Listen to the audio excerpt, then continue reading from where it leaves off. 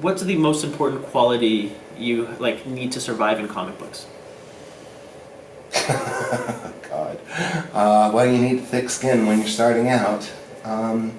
You need to produce, and you need to produce a lot.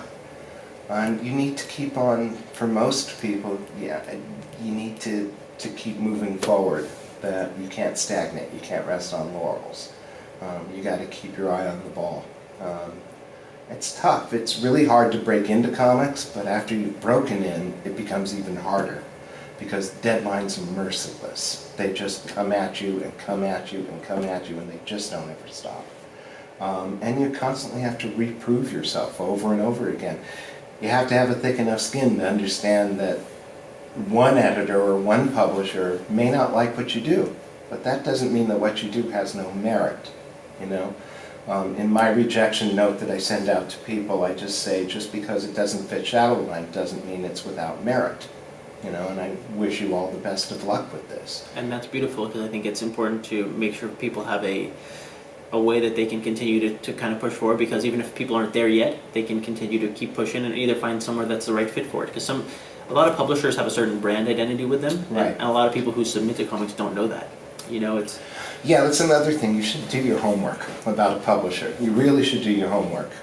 If you're drawing Spider-Man pages, don't give them to DC. Mm-hmm. They don't do Spider-Man. You know, and that kind of thing. I mean, just look at, you know, the differences, and there are differences between Boom and IDW and Image and Oni and all the rest of them, because there are differences. Dark Horse, and, you know, go in that direction, you know, look. But also remember that you can do the book that you want to do, and that's wonderful, and you should do the book that you want to do. But no one is obligated to buy it. Yep. And that includes editors, publishers, and fans. Absolutely. You have to remember that. You have to go out there and market your own book, and if you really stand by your work, you have to find a way to make sure people pick it up. And you also have to be, when you realize that a book isn't flying, and, you know, take the Robert Kirkman path, because when he realized the book wasn't flying, he just turned over another book, just like that. Wow. Yeah. No, there's always some, you know, I'm a huge comic fan. There's always a question that kind of like baffled me. What was Robert Kirkman's Walking Dead? Started off, issue 1 was like here, Mm-hmm. and then like issue 2 ended up going slightly lower, Mm-hmm. and then all of a sudden issue 3 just kind of like went higher than issue 1. Like what do you attribute that kind of success to, or like what do you think was that? Well, especially on a monthly book, retailers are ordering blind. Okay, they're ordering blind. Now, in the case of Walking Dead, there were two variables. One was that, as I told him, which he loves to repeat, zombie books don't sell. They did not sell, ever. Walking Dead is the exception. It isn't the rule. It's the exception. Zombie books still don't sell. I'd say there's only one possible exception to that, and that's iZombie. Okay? But other than that, zombie books do not sell. And that's what I told him. So retailers are ordering a genre that traditionally doesn't sell, and they're ordering it from a writer who didn't have a real great track record at that time.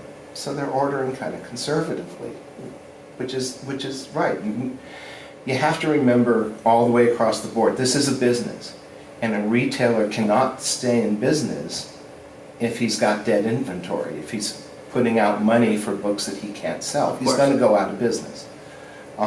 So issue 2, they're ordering completely blind. But by the time they put in their final orders for issue 3, they've seen how issue 1 performs. And now, if it's performed well, if it's sold out, if they've had to reorder, they're going to tick up their orders. I believe we reprinted Walking Dead #1 at a 25% overage. Wow. Over what had been ordered.